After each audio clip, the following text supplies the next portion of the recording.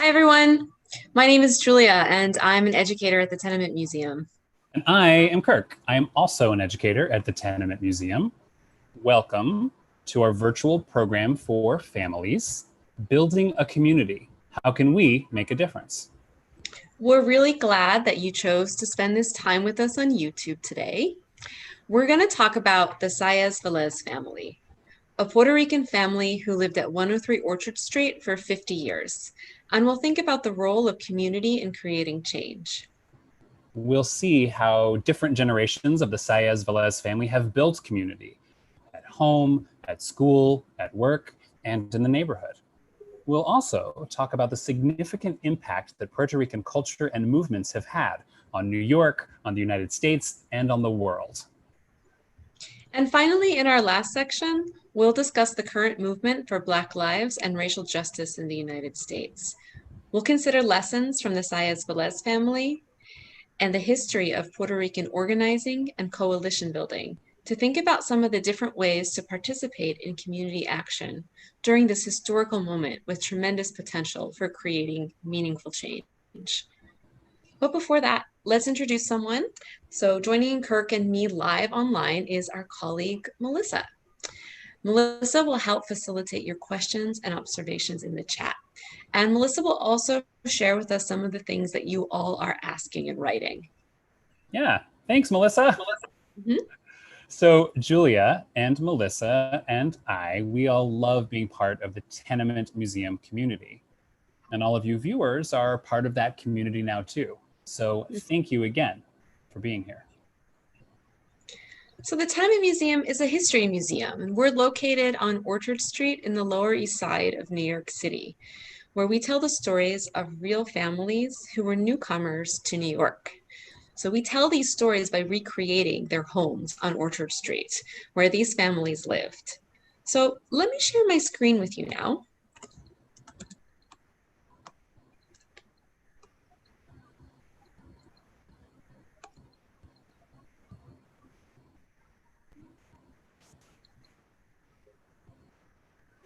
All right. So you are looking right now at two of the 5-story brick buildings on Orchard Street where we tell the stories of some of our tenement families. On the left side of the screen is 97 Orchard Street. That's where people lived between the years 1863 and 1935. On the right is 103 Orchard Street, where people lived between the years 1888 and 2013. For today's program, we'll be going inside, virtually, to see the building that's on the right, 103 Orchard Street. Now, 103 Orchard Street is the bigger and the slightly younger of our Tenement Museum buildings. It's about 130 years old. The picture on screen now shows the 2nd through 5th stories of 103 Orchard Street. The building sits in the corner of 2 streets, Orchard and Delancey. It's made of red brick with black cornice at the top of the facade, and there's a fire escape, as well as decorative yellow lintels above some of the windows. Today, we will talk about the Saez-Velez family, a family from Puerto Rico who lived in this building for almost 50 years. 3 generations of the Saez-Velez family lived here, and they were active members of many different communities. Now, before we talk about their communities, we would love to hear from you in the chat. So if you're feeling up to it, please let Melissa know, what does the word community mean to you? Or also, you could tell us, what is an example of a community that you are a part of? You can think about your cultural communities, neighborhoods, or communities formed around activities and interests. And while we take a moment for people to share their answers with Melissa, Julia, I'm curious, what's a community that you are a part of? Well, one of the communities I belong to is my yoga and meditation community. In fact, every morning I meet them online and we meditate for about 20 minutes. And we sit quietly and spend time looking inside ourselves to help us understand our places in the world. It's actually really interesting that we don't really say a lot, but we still feel connected.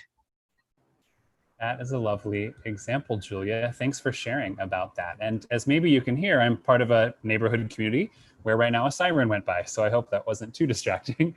But yeah, thanks, Julia. I myself am part of a few different communities. One that's really important to me is my writers group. Every 2 weeks, we all get together to talk about new things that we've each written. Now, we used to meet in person, but for the last few months, since the pandemic started, we meet together on Zoom. But it's been really special to keep a consistent connection of sharing together, even during the quarantine. All right, let's see if anyone shared about their communities or what community means to them with Melissa.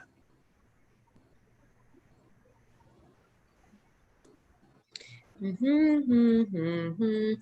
we're part of a musical community together while Julia hums. So that's all right. I know that some of you are probably just enjoying the experience of watching, and that's fine, but we welcome you to use the chat as you wish to. And if anything comes up, someone is telling us that they are part of a running group. Mm-hmm. Oh, that is a very ambitious community. Good. Practicing self-care, making sure you are getting some physical activity and doing it as a group. I hope you're finding ways to stay 6 feet apart as you run. Or maybe you're running from your apartment if you have the way to do that. Family, someone is sharing that their family.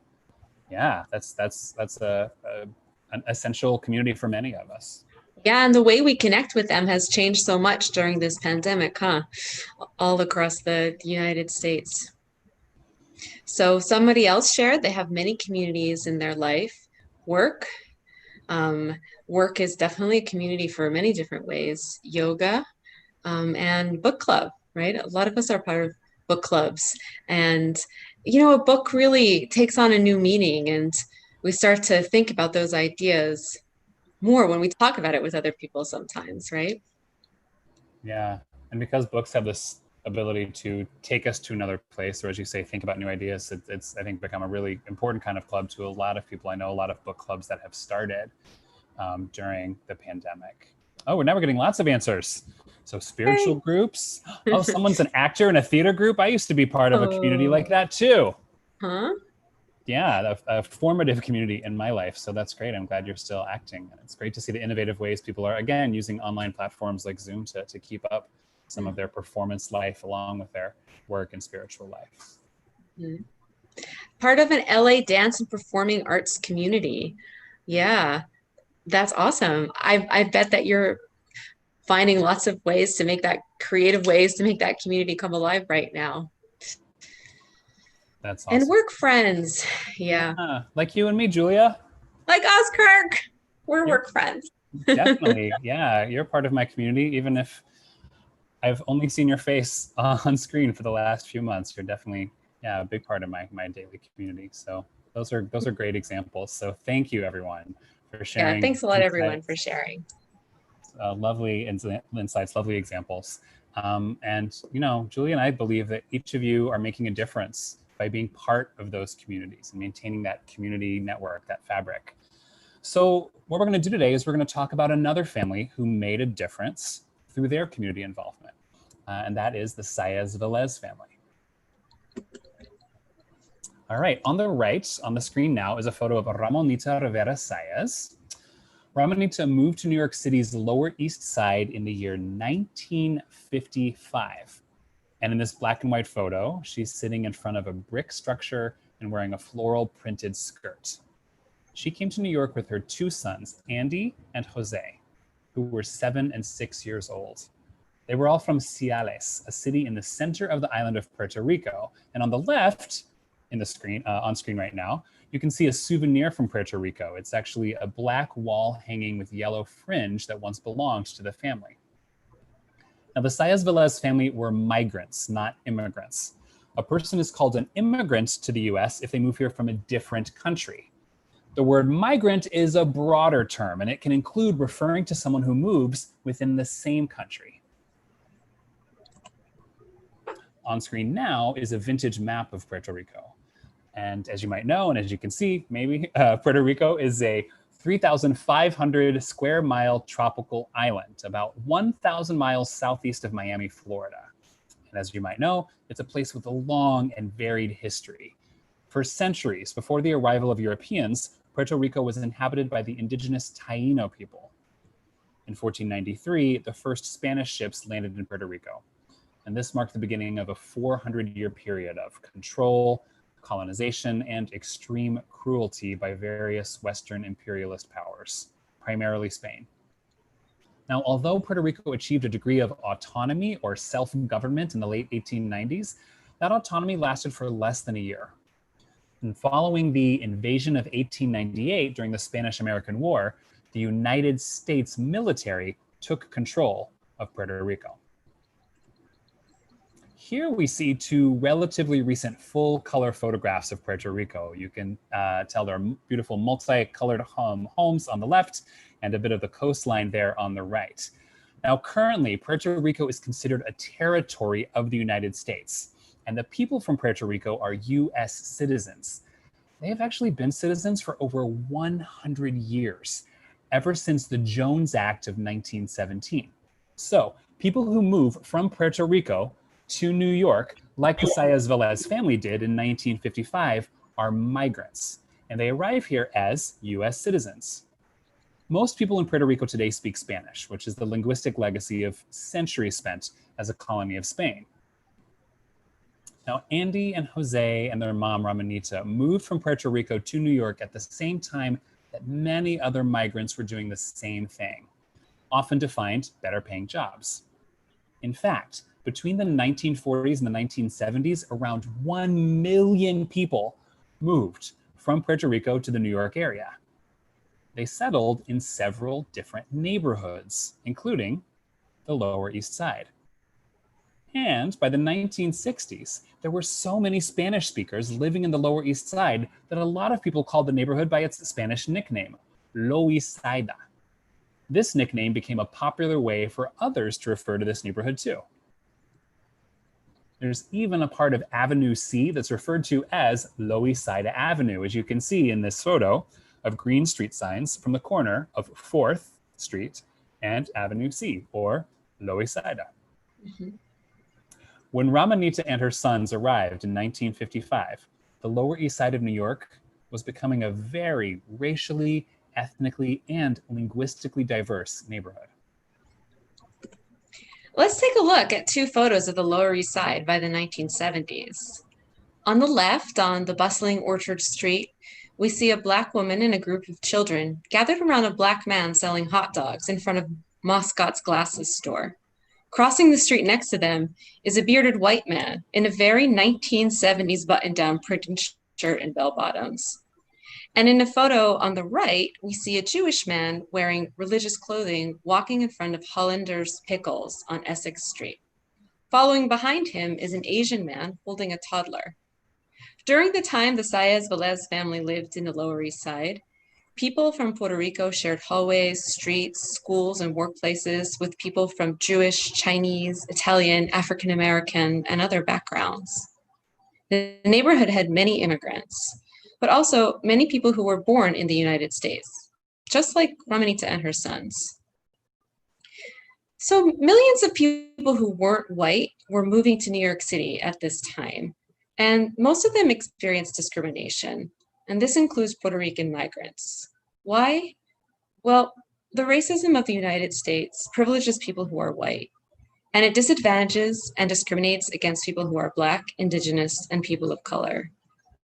And Puerto Ricans had to fight for things such as good job opportunities, education, and health care. Even though Puerto Ricans are citizens of the United States, not everyone in New York believed that they were, or that they should have full access to equal rights. And while Puerto Rican migrants experienced struggles in New York, they also built really strong communities, often partnering with other communities fighting for their rights, and made many contributions to their neighborhoods, not to mention contributions to the entire city of New York and to the culture of the whole world. And every year, on the second Sunday in June, Puerto Rican heritage is celebrated in New York with the National Puerto Rican Day Parade, a big festival that marches up 42 blocks of Fifth Avenue in Manhattan. With about 4 million spectators, it's one of the largest annual parades in the United States. Here on the upper left left is a photo from the 2007 festivities when the popular Puerto Rican singer, Ricky Martin, was the king of the parade. Remember him? Ricky is looking up and holding his fists triumphantly. On the bottom right is a photo of spectators from the crowd, many of them smiling and holding Puerto Rican flags. Remember him, Julia, how could I ever forget? I'm still living La Vida Loca. Me too. No other choice. This past June, for the first time in over 50 years, the parade couldn't happen in person because of social distancing during the pandemic. But there was still a 90-minute community celebration broadcast on television on the afternoon of that second Sunday in June. And so let's actually consider the ways that celebration can be its own form of protest, a powerful means of acknowledging a community's place and voice in the world. On the day the parade was meant to happen this year, there was a really illuminating Twitter feed highlighting not only this connection between celebration and protest, but also the intersectionality of Puerto Rican culture. Intersectionality meaning here that Puerto Ricans could be the descendants of Europeans, enslaved people from Africa, and or the Taino or indigenous people. So it started with a tweet from WNYC radio host Tanzina Vega. And she said, "No official Puerto Rican Day Parade in NYC today, a first in my lifetime. Instead, some Puerto Ricans are marching for Black lives, including their own, and against police brutality." "A distinction without a difference," someone replied. "Many Puerto Ricans have African ancestry, so marching in Black Lives Matter demonstrations is marching for their rights." We'll save the issue of colorism amongst people of color for another day. So maybe, Kirk, you can read a few of these too. Let me hand it over to you. Absolutely. All right. So yeah, someone replied, there wouldn't be Puerto Ricans without Blacks' heart. It's our fight too. And then I love that, the solidarity fists in several different hues there. Someone else wrote, "I love that a number of our Puerto Rican friends and family are supporting Black Americans in this movement. It impacts every one of us." Carmen wrote, "Juntos venceremos, together we will win." Drew wrote, "I've seen groups of New Yorkers biking all over the city this weekend with Puerto Rican flags and insignias. The spirit is still here." And then Casey said, "I have never been to one of the parades, but in support of your culture, because of the support you guys are showing us, I'm there at the next one." Thanks a lot for reading that with me, Kirk. Yeah. I think that's a great illustration of how social media can be a place of protest. And I'll turn it back to you, though, Kirk, to discuss some Puerto Rican artists and art spaces that have shaped the way we see art and history in the United States. That's right. Now, because of time, I'm going to share just 3 examples of other Puerto Rican people and places that have impacted world culture, although there are many, many more examples that we could also share. All right, so on the left is the Nuyorican Poets Cafe, which is an influential performance venue founded in 1975. And it's especially famous for cultivating spoken word performance and slam poetry, which I wonder if that happens at the performance group that our friend from LA mentioned. Yeah, good question. Good question, we'll find out. In the middle are 2 photos, one on black and white and one in color, of Ritmo Moreno, a multi-talented performer, one of my favorites. She starred in the movie West Side Story as Anita, and she starred in the TV show The Electric Company. And on the right is Lin Manuel Miranda, who wrote and starred in the hit musical Hamilton. Of course, I imagine that maybe some of you have recently watched the recently released live recording of Hamilton. Now, not too long ago, Lin Manuel Miranda, who grew up in New York as the descendant of Puerto Rican migrants, said this in a radio interview. "A part of me is always in awe of the migrant experience. I'm a living testament to it and a beneficiary of my dad and of my grandparents on my mom's side, coming here and making a better life for themselves. And that to me is one of the things that our founding that is worth celebrating, that people come from all over the world. And when they give this country their energy and their focus and their work, our country is richer for it. And you know, there is a lot at the founding that is not worth celebrating. But that promise, to me, is one of the things that is." Now, because Julia and I have been telling their story at the Tenement Museum for a few years now, the Saez-Velez family at 103 Orchard Street feels just as famous to us as Lin Manuel Miranda is to a lot of other people. But knowing that since you viewers today might not be as familiar with the Saez-Velez story, let's learn a little bit more about them. Now, when Ramonita, who we see here again, when she arrived in New York in 1955, she was a single working parent. As Julia will tell you more about soon, Ramonita worked long hours at a garment factory. So her sons, Andy and Jose, had chores and responsibilities when they got home from school.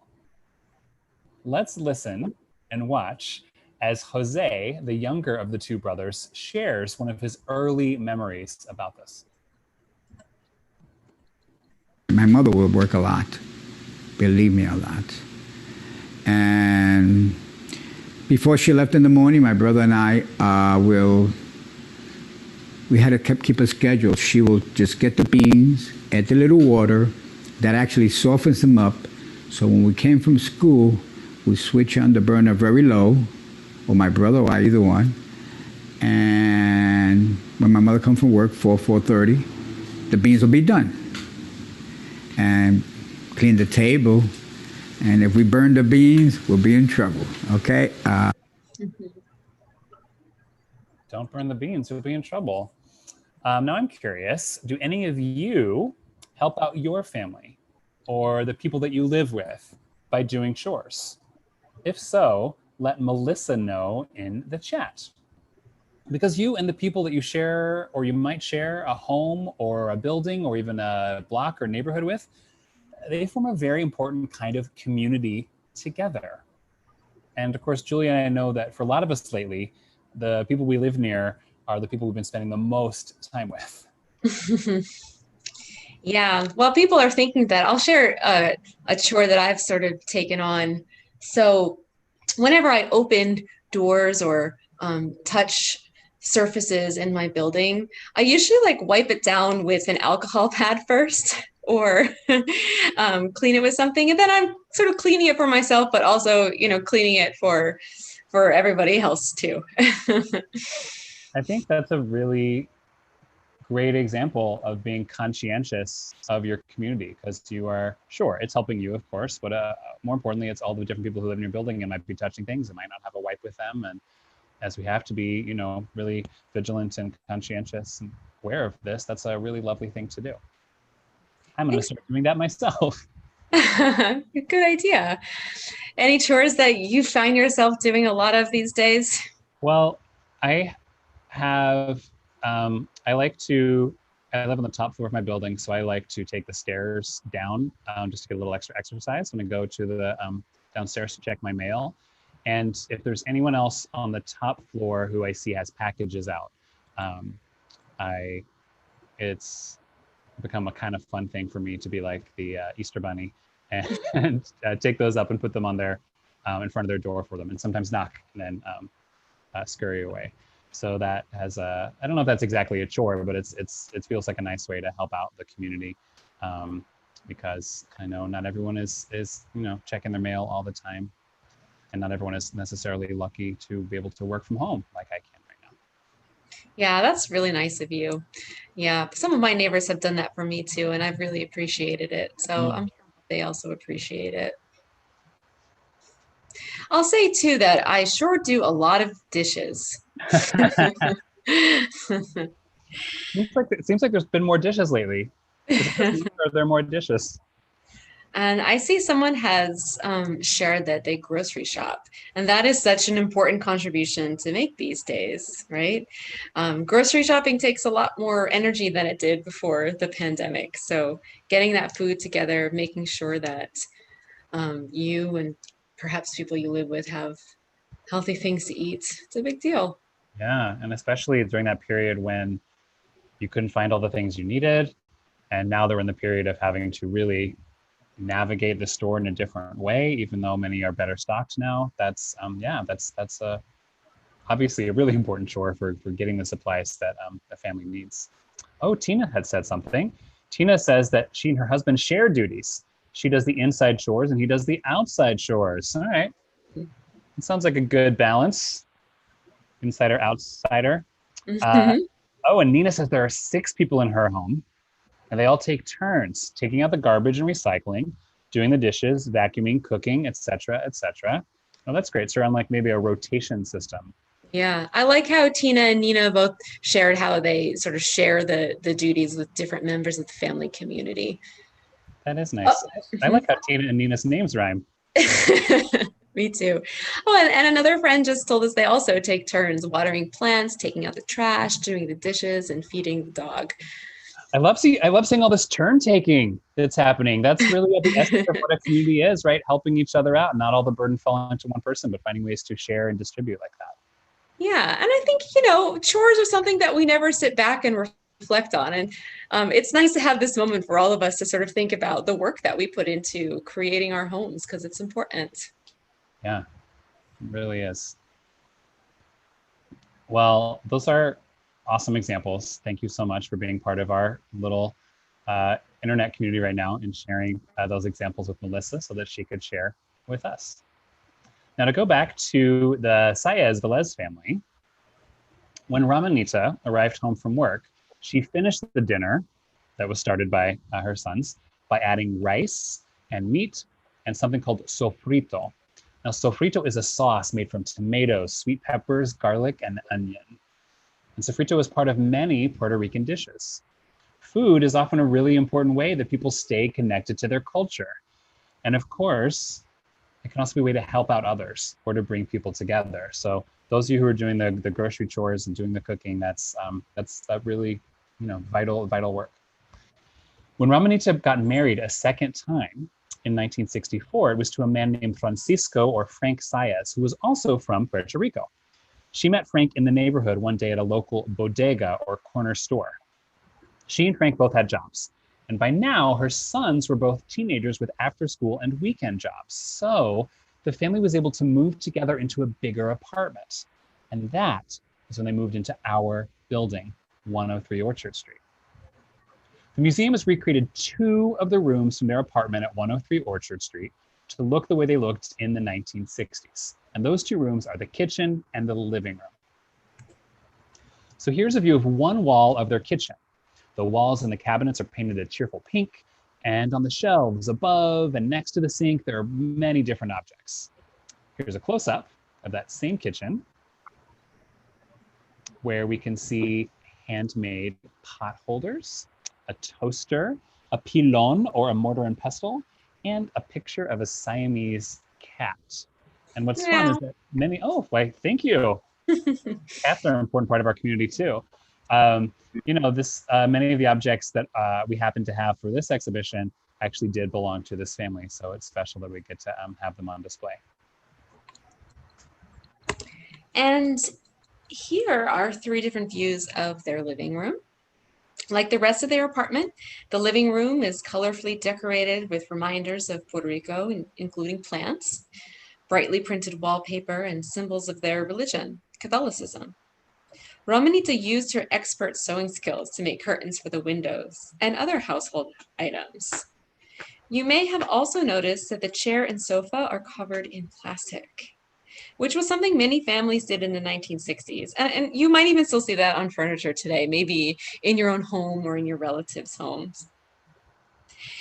And if you were visiting the Saez-Velez family home, you might smell coffee brewing, or maybe garlic for that night's dinner, or the aroma of fresh flowers from the many plants growing in the apartment. And what would you hear?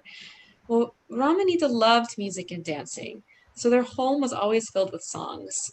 And since their apartment at 103 Orchard Street was bigger than their previous apartments in New York, there was more space to invite family and friends and neighbors for gatherings. So here's Jose again to tell us more about that. On the weekends in New York, I don't know if you're aware of that, New York, the Puerto Rican family would have a party. The mother does cooking on the weekend, everybody comes over. My mother loved music. My house, there was always music.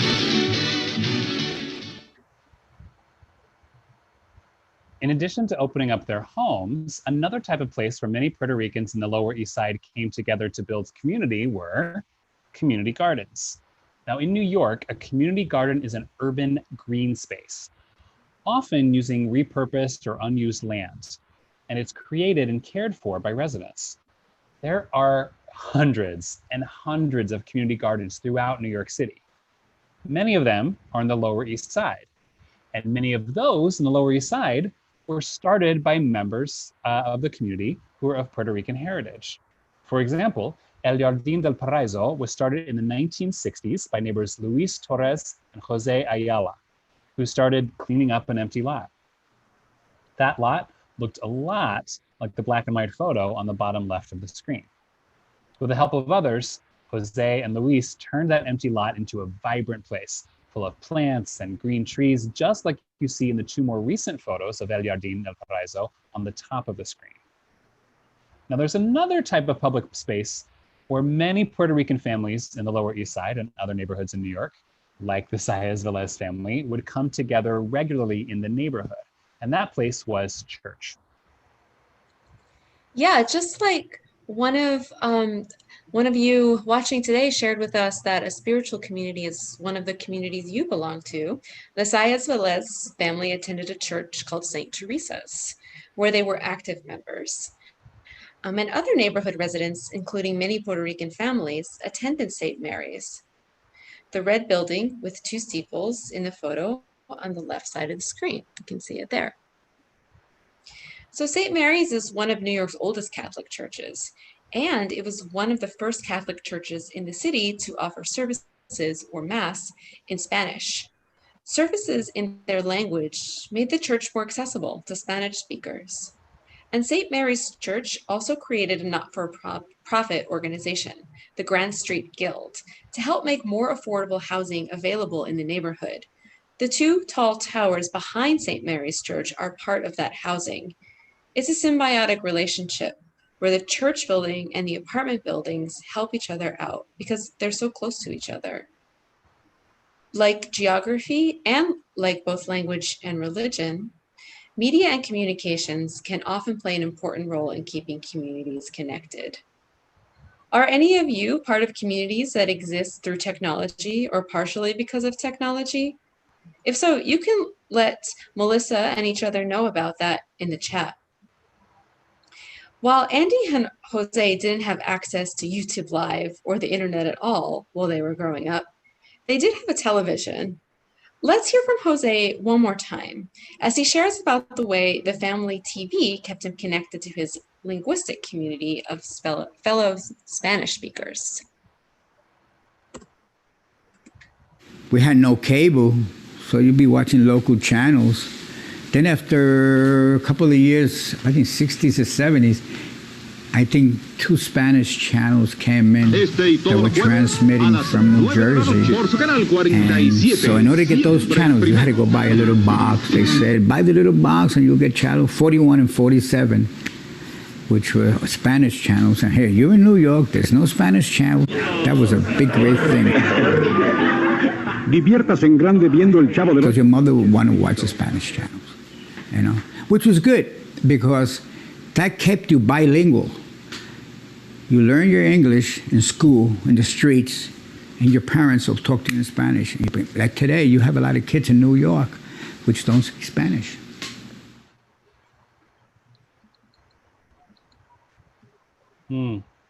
I really love that. I love hearing Jose share about his childhood and his young adulthood on Orchard Street.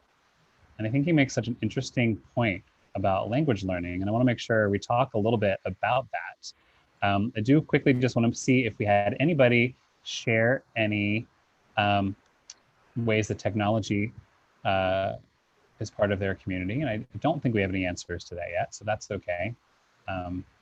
Probably this experience itself is an example of how technology can facilitate a community in a certain way. So going back to speaking about language learning, Julia, I think I have a question I want to ask you. Yeah, sure. What was it like for Jose and Andy speaking English in school? Yeah, Thanks, Kirk. So education and going to school is something that many people experience, but I'll say that we don't all experience it in the same way. And speaking from my personal experience, I was privileged to have teachers that looked like me and spoke my language. But when Jose and Andy entered elementary school at PS 42, they spoke Spanish and their teachers only spoke English. Let me show you a picture again here.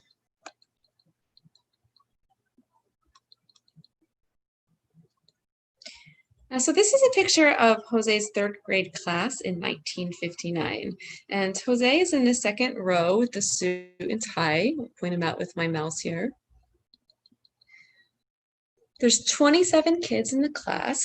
And if we look at them, we see that they reflect the racial and ethnic diversity of the neighborhood. And Jose and Andy had to learn a new language and learn all of their other subjects at the same time. And for some Puerto Rican children, even though they were just as smart and just as curious as anybody else, they didn't have the same chance to learn. Further, there wasn't respect for their culture in school, which could affect how comfortable they were in their class and school community. And Ramonita did not speak English when the boys first entered school. And when she got a letter home from the school, even though the boys had done nothing wrong, she might have thought that they were in trouble, right? Because she couldn't read what the letter said. So that could have been really stressful for all of them. For many years, teachers and government officials expected children of immigrants and migrants to focus on learning English and not to use other languages, such as the language their family spoke, the language of their culture. And that was a problem. But let me back up a second. In the 1960s, while Jose and Andy were going to elementary school, the civil rights movement was growing, and many Black people were organizing and marching to demand that the ideals of the Constitution of the United States, the idea that all people are created equal, be true for everyone and not just white people. Their willingness to stand up to power, despite all the risks, inspired others to stand up. And in New York City, Puerto Ricans and African Americans worked together to give more control of schools to the families who attended them. For Puerto Rican parents, this meant pushing to have bilingual education in New York City schools, which created classes where all children could learn subjects in Spanish and English. The parents and community members pushed by meeting with teachers and school leaders, by protesting, by boycotting school, and by writing letters to their representatives. Because of their efforts, today bilingual education exists in many schools in languages other than Spanish too. And in addition to language, this movement proved that connection to culture helps students learn, helps them grow, and helps them become engaged citizens. And of course, there is still work to be done, but we can see that sometimes for change to happen, people really have to push for it, which we're seeing a lot of right now in many different ways. So in 1968, Jose and Andy, they graduated from high school. They're not twins, okay, but they went to different schools and took different amounts of time to finish. In this picture, we see a woman on the left sitting on a couch and wearing a rainbow t-shirt. That's Ramonita. There's a woman sitting next to Ramonita with a baby in between them. The woman wearing red pants, holding that baby, that is Migdalia, Jose's wife. Now, Jose met Migdalia a few years after high school. Migdalia grew up in Puerto Rico, where she studied education in college. She moved to the Lower East Side to be with Jose. And once Migdalia was here in New York, she started taking English classes with an organization called Solidaridad Humana. As some of you might know, Solidaridad Humana means human solidarity in English. This is a picture of the building they used. It's a tall, grand-scale public school built in the 19th century. And by the 1970s, it wasn't being used as a school anymore. Remember how we were talking about how the schools in New York City were unfair to students who didn't speak Spanish? Well, Solidaridad Humana started a school for Spanish-speaking newcomers to replace the education they were missing in public schools. They provided a space for students to feel comfortable and like they could be themselves. Many people in the community volunteered at Solidaridad Humana, and Migdalia herself eventually became a teacher there. And because there are many ways to support a community, as we've been talking about, Jose got involved too, but not as a teacher, as the building's caretaker. Here we have a photo of Jose in the Lower East Side in the 1970s when he worked at Solidaridad Humana. He would help clean, do repairs, and make sure that the heat was running by shoveling coal into the old heating system. Today in 2020, and for a little while now, this building has been a cultural center, and it's named after a Puerto Rican poet, Clemente Saez-Velez. Jose and Migdalia, and Jose's brother Andy and his wife Jenny, all had daughters. Those girls are all grown up now, and 3 of them ended up working in the field of education. Ramonita was always very proud of her grandchildren, calling them her profesionales, or professionals. Now, as Kirk mentioned earlier, I'd like to tell you a little more about the work that Ramonita did to support her family, how she was a profesionale, right? And through a connection in the community, Ramonita found a job sewing clothes in a factory in the neighborhood. And like many other women from Puerto Rico, she was already skilled at sewing, and that helped her find a job. At the factory, she worked with many other women from Puerto Rico, speaking Spanish with each other. And that part was easy, but Ramonita had a hard time communicating with her boss, who only spoke a few words of Spanish. Sometimes when workers at a company or organization are not treated fairly, let's say they aren't getting paid enough for the work that they do, or their work is unsafe and they can't protect themselves, they may join together and form a union. And a union is protected by law. It allows the workers to put pressure on their employer for better treatment without losing their jobs. And Ramonita was a member of a union called the International Ladies Garment Workers Union. The union would be a place Ramonita could turn to if she ever needed support. Sometimes there would be union parades, like we can see in this picture, and Ramonita would always march in them.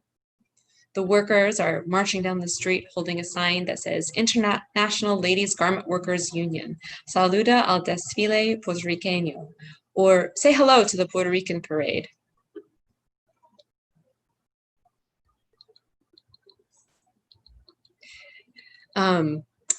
So today we've been learning a lot about the way Puerto Ricans like Ramonita and her family made a big impact on New York City.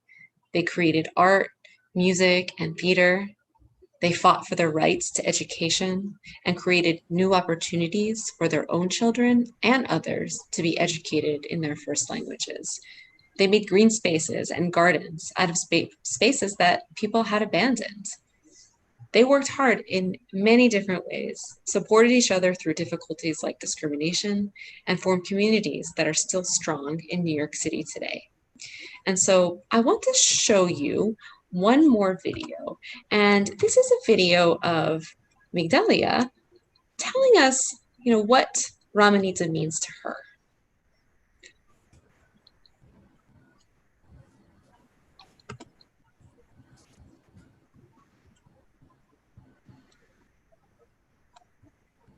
¿Cómo la describo? Pues yo la describo como, yo se lo hablo a ella, que era una mujer muy luchadora. Ella no fue de las personas que vino aquí a recostarse, de que le dieran. Ella fue una mujer que vino a luchar, que estuvo toda su vida trabajando, dándole duro al trabajo, siempre estuvo luchando. Por eso es que tal vez José también, porque la veía a ella en ese espíritu de lucha. Y yo le hablo a mis nietas, le digo sobre eso, que hay que imitar al que es bueno, al que lucha, porque la vida es lucha.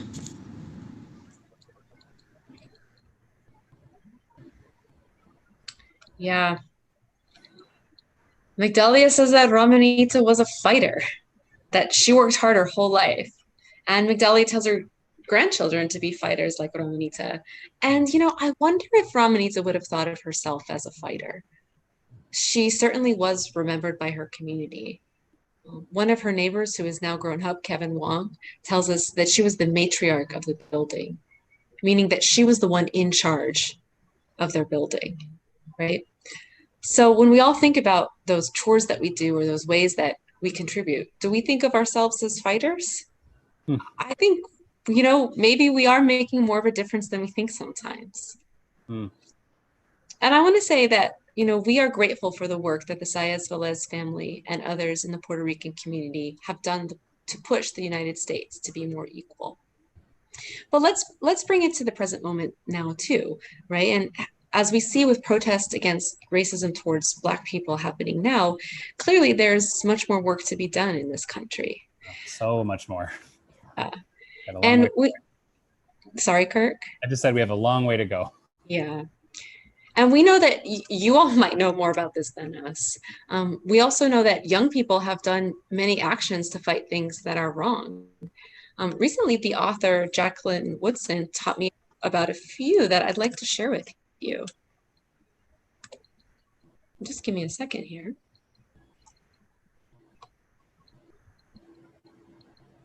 Just a second, sorry about that. Yeah. All right, I'm excited to hear what Jacqueline Woodson said, because she's one of my favorite authors. She's awesome. And in this photo, right, we see a black and white photo of a march in the rain under palm trees in Albany, Georgia. And in the 1960s, hundreds of young people left their classrooms as part of actions all over Albany to end segregation.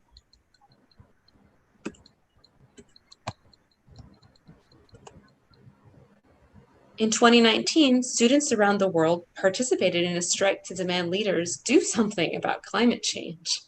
In this photo, we see a group of students outside the United Nations holding signs like "School Strike for Climate."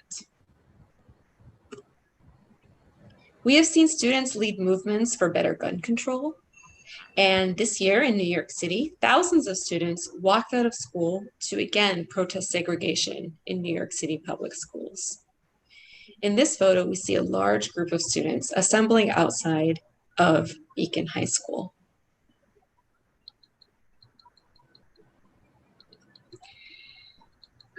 And in this moment,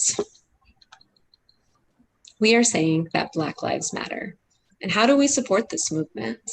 We learned from the Saez-Velez family that there are different ways to get involved based on your own skills, interests, abilities, relationships, and position. And remember, Migdalia taught at Solidaridad Humana and Jose maintained their building, and both were completely necessary. Today, perhaps you can support this movement by marching yourself, by making signs, or by offering food. You can post things online that keep the movement going. You can read a book to learn, or even visit a museum online, like the National Museum for African American History and Culture. And if you are a grown-up and you have the means to do so, you can also set up monthly donations to an organization that supports the movement. And all of us can make sure that we're taking care of our friends and family. And I'll add a message to the white kids and caregivers watching from another white person.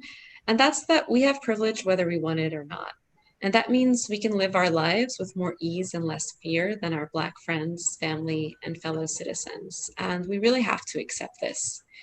And if we don't use this privilege to speak up when we see or hear racist things or take actions that protect others, we're just keeping things the same.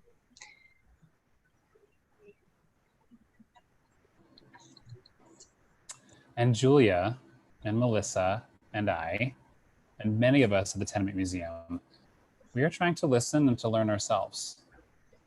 And there's a lot of different ways to process what is going on and to engage with anti-racist work. So if you're looking for a place to start or a way to learn more, we want to recommend an online rally for Black Lives that both kids and caregivers can watch. It's called the Kid Lit for Black Lives Rally. It's hosted by the Brown Bookshelf, an organization that is designed to push awareness of the myriad Black voices writing for young readers. If you have questions about what is going on right now, about race in the United States, or about what solidarity looks like and how to keep the movement going, all of those questions will be considered here. Now, as the screen shows, you can find the rally at this link, tinyurl.com/YNSBGWO8. And this video will continue to be available for you to check out anytime you want. Basically, we think everyone should watch this. And you should also check out some of the awesome books that the Brown Bookshelf features, including, I know, some books by that author we mentioned before, Jacqueline Woodson, who's so You'll fantastic. see her in this rally too. And you'll see her in the rally, yes. Do any of you have recommendations for other ways to participate in social justice action online? Feel free to write that and share that in the chat. Now, speaking of online programming, if you enjoyed today's discussion, we do have several other past live programs that you can still watch for free on our YouTube channel. And you can access our YouTube channel from the Tenement Museum website. Some of these programs include other family events and hands-on activities like DIY toys and games of past and present, a pickle making lesson, and one of my personal favorites, Capturing History, Create a Time Capsule. That is one of my personal favorites too. Again, if you had any recommendations for other ways to participate in social justice action online, feel free to share that in the chat. And also, if there's any other thoughts or questions that you have about anything that we talked about today, about the Tenement Museum or about the Saez-Velez family, please feel free to share or ask those as well. And I do see from our question way earlier, a couple of people already answered about that, some of their thoughts, that many online communities are safer, says Allison, and Zoom and family meetings keep people in touch. Yeah, it's hard to imagine if we found ourselves in this moment and didn't have online as a technology and as an option. Of course, not everyone has equal access to that resource, but those of us who do, that's a tremendous privilege and a really important way to work together as a community and to build community. Yeah. Oh, and I see someone, speaking of Zoom, someone is saying great social justice actions that you can take are contacting representatives and attending public meetings, probably things like town halls and community board meetings that are all, happening via Zoom right now. Yeah, we can still participate in the civic process, even from home. Mm-hmm. Yeah, thanks a lot for sharing that. Great idea. Mm-hmm.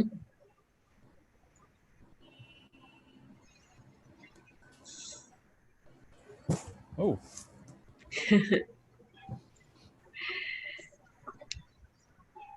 Well. Yeah, do you have any final thoughts that you want to share, Julia?